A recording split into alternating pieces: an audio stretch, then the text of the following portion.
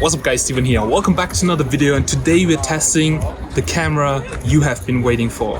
The Sony A7S III. We're here at the Balaton. It's not the best weather today, but I'll give my best to bring you some really nice cinematic shots, and I can say stay until the end because this is the camera I'm buying this year to use as my main camera. Let's go.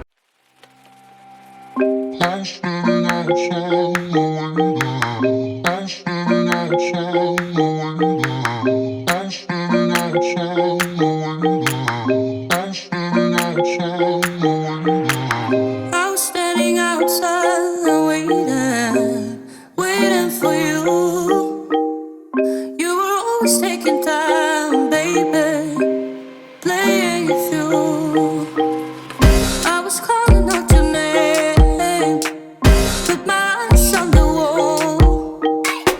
You were running like a ghost from me.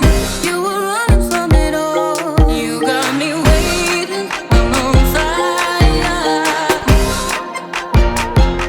So I could spend some limited time with the new Sony A7S III, and it was one of the best experiences ever. Sony borrowed me this camera, and this video is not sponsored by Sony. I just try to give you guys some feedback from my experience with this camera after over 7 years on YouTube and making over 1000 videos. But before we talk about my experience, let's check out what's new on this camera. The camera is huge, weighs around 699 grams, has larger buttons, a bigger, more comfortable grip, and an easy to access movie record button, as this is a camera that is focusing on video creators. One of the highlights is the 3-inch Verity angle monitor that finally has been implemented in this camera. I was waiting for this to come to the Alpha series for such a long time, and it's great as you can utilize the screen for shots in tricky situations and also tabletop videos. Also, it's a touchscreen, and Sony has overworked the whole camera UI, and it's so much faster. It took me ages to find settings on the A7 III, but now it feels so incredible fast. The battery is still the Sony set battery, so you don't need to get new packs, and the battery life is great. With 2 packs I have no problem for shooting a whole afternoon with shorter clips. In regards of the video specifications, this camera now shoots up to 4K 120 frames and Full HD 240 frames, which is incredible, and puts my GH5S that maxes out at 4K 60 now to the shelf. But for sure, in order to shoot that high frame rates, you need some very fast memory. The camera features the new CFA cards that work in both slots, but also regular SDs can be used. The CFA cards are not cheap, so we're looking here at 80GB for around 230 euros or 160GB for 440 euros. And then you also need a Sony CFA reader, but it's recommended as those cards are really reliable and fast. The camera features a new 12MP BSI sensor with bigger pixels and 2x readout speed, combined with a new processor with 8 times greater processing power than the current generation. This also allows 422 10-bit internal recording in all formats without any external devices. For sure, there's also S-Log3 on board for color grading, but you need to know that those 4K 100p or 120p files are really huge and require a lot of processing power. My base model 16-inch MacBook Pro had real issues even playing the files in Premiere Pro, so you need a really good PC when you want to process those files, especially for color grading. But to be honest, it looks mind-blowing.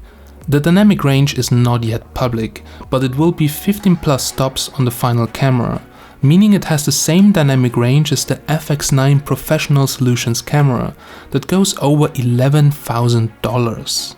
That high frame rate in 4K makes a gimbal kinda unnecessary for smooth handheld slow-mo shots, and the double stabilization of both the physical sensor and digital one makes it really great.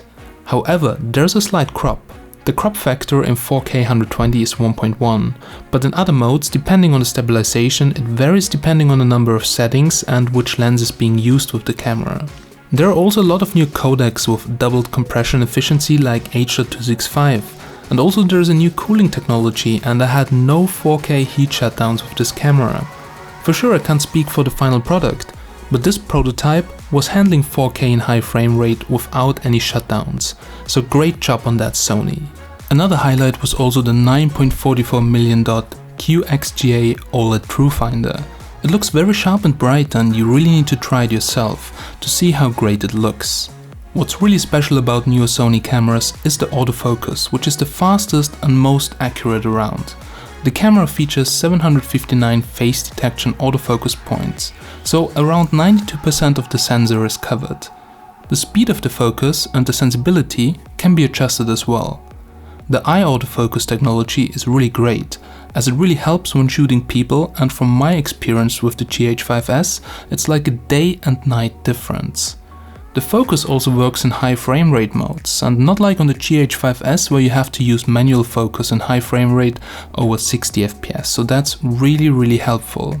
So guys, we're right now here on the boat, and well, I'm currently filming here in auto mode, and what's really nice about it is that you have the display right over here, so I can perfectly see myself, check if everything is in the frame, and yeah, this is the quality here in 4K 100p. This is really crazy, so resolution and frame rate wise, this camera is just simply amazing. We have some really fast eye autofocus, so that is really cool. I can see the zebras here on the screen, and the focus is changing really fast, so I hope you see that too. And yeah, listen to the microphone quality. I have the Sony mic on there. So guys, the microphone we are using here right now, it's a Sony microphone with a dead cat on there, and as you can see, it's a shotgun mic. And it works with this camera really great because you don't need any batteries. You can just switch here to digital, then just use it. You have different characteristics. You can set here also some filters like noise cancellation, and the audio level you don't have to adjust anything. You can do manually here, but if you keep it on auto, it sounds really nice. The low light performance is also absolutely amazing. The sensor allows going up as high as ISO 409,600, which is crazy.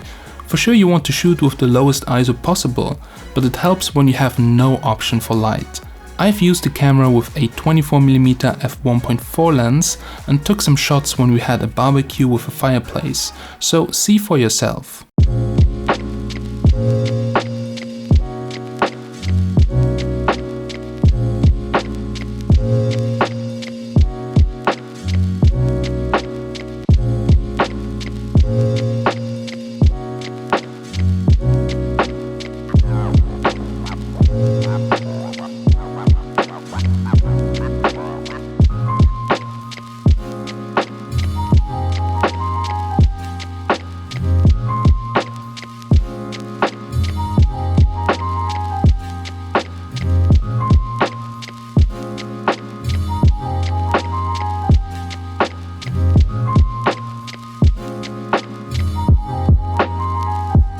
Also, pictures are looking good, but remember, Sony says that this camera is made for videographers and it's not a photo camera.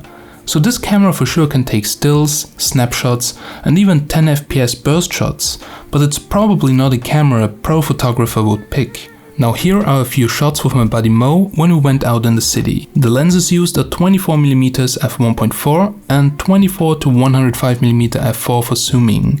Both are really great lenses, and here are some examples.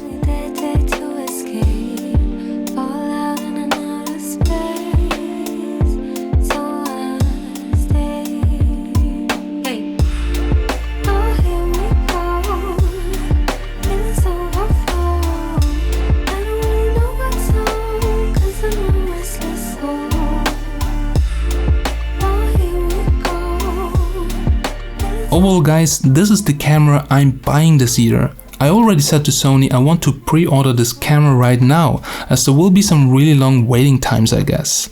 If you're into serious filmmaking and you need 4K over 60 FPS, a fast focus, a stunning low light performance and autofocus performance, then I can absolutely recommend this camera. Alright guys, so we're now here at the end of this video, and if you ask me, this is the camera you're looking for if you want to produce some cinematic videos. There's currently not a really affordable camera that can shoot 4K 120 that well. The rolling shutter, it's really minimal right now. You have all the great features you want to have on a camera, like a flip display, full-size HDMI ports, and the viewfinder looks now really nice. Also, they overdid the whole software, so we now have a really nice menu. It's easy to navigate, and I can really recommend this camera. So make sure to check it out. Links are down below. And as always, guys, I'm Steven from Tech Magnet, and I'm signing out. Bye.